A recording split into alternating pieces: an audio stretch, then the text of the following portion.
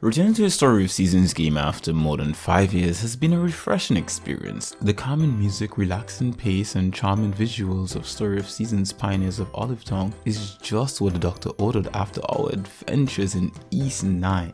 In this little seaside town is where we find ourselves on a quest to establish a farm while simultaneously assisting in the development of the town. If you're accustomed to this series, then you'll feel right at home in Olive Town. The town's layout has your farm in the south, with the rest of the town being made up of businesses and homes north of it. Among them are your standard general store, tool shop, carpentry shop, and of course the town hall. Acquiring many of the products in the shop usually requires not only money but also resources. These resources obtained via mining, agriculture, and other salvaging methods can be further refined using easily crafted machines. And herein lies the beginning of our problems. You see, these machines use up a ridiculous amount of real estate and thus creates a messy farm situation. Since these sort of games are a delicate juggling act of time management, it's never good when you're hindered by the mechanics meant for productivity. If you intend to produce a lot of resources quickly, you're going to have these machines all over your farm. There's also the fact that they are visual ISO, each taking up 4 tiles on your farm, and once you've got 12 or more, it starts looking like a factory more so than a farm. The light at the end of the tunnel though is that you can craft larger machines later in the game to somewhat alleviate the issue.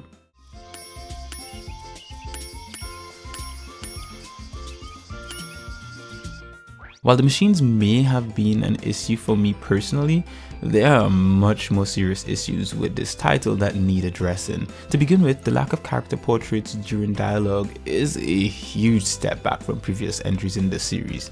In Pioneers of Olive Tongue, the characters just have text speech bubbles, and only during some cutscenes do you get a close-up camera shot of them. The title also contains some of the weakest marriage candidates in a seasoned game to date, and that's saying a lot because these aren't games known for their complex characters. The devs have future story and character plans involving the season pass, but that's a paid fix for a self-inflicted wound that could have been avoided. Pioneers of Olive Tongue also has some of the most underwhelming online features ever. Tourists visiting your town and pictures showing up in your loading screen is as far as it goes. That's literally it. You can't interact with them and they add nothing to your game. Adding to the woes are the abysmal framerate dips in both handheld and docked mode. This is unacceptable when considering titles like Mario Kart and Naruto Ultimate Ninja Storm 4 run buttery smooth on the Switch with a myriad of effects in tow. Gone are the days of solid performance and working out character interactions. Now, characters will accept any gift you give them positively.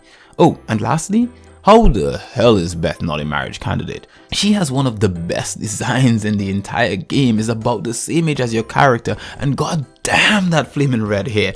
Damn you Lars, and damn Marvelous, and damn the universe, and damn fate, damn it all to hell. Damn. Well, maybe that's a bit too far. Though it may seem that I've got a lot of negative things to say about this game, there are actually a lot of aspects I adore.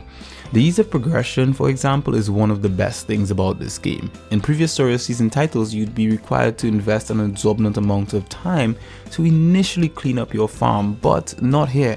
Pioneers of Olive Tongue forgoes all that tedium to get you up and running in no time, so you can appreciate the finer things that the countryside has to offer you. There's literally no difficulty curve outside of stamina, and even that can be reduced in a relatively short period of time. Even adding animals to your farm has been nerfed to the point that you don't even need to buy them. You will find new wild animals roaming every month, and you can effortlessly tame them, then add them to your farm. Each animal can then be cared for to produce higher quality byproducts, and those products don't require you to acquire or upgrade any tools either. It's a simple system that will get many newcomers in the door. When not farming, it's possible to enter the mines for resources, interact with townsfolk, participate in events, do some shopping, and of course pursue your waifu or husbando of choice. Just don't forget to accept your rewards in the town hall while you're at it.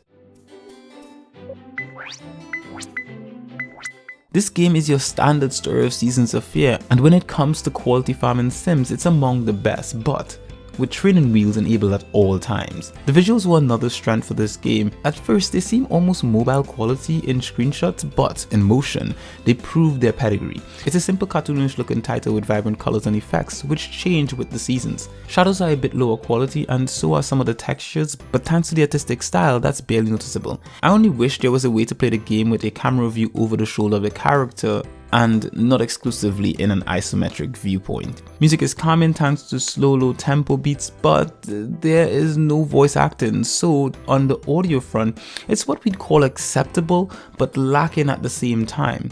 Games like this could benefit from voice acting, but I'm sure there'll be those who'll disagree with me on that.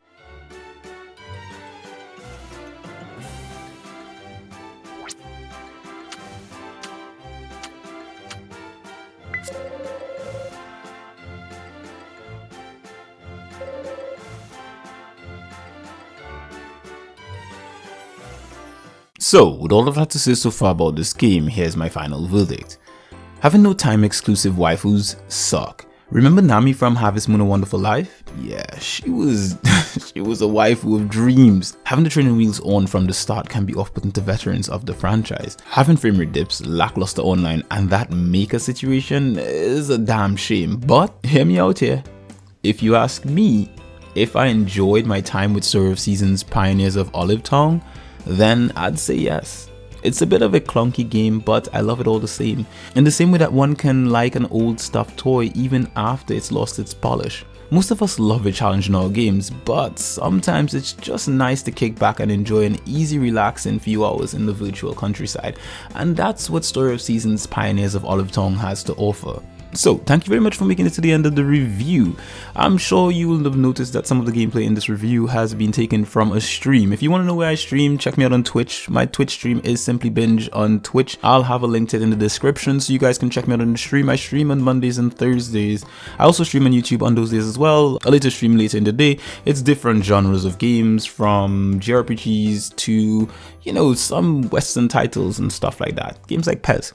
So, if you'd like to see me in the stream, make sure to check me out on Mondays and Thursdays. It's in the afternoon time. You'll see the times on those channels and those sort of places.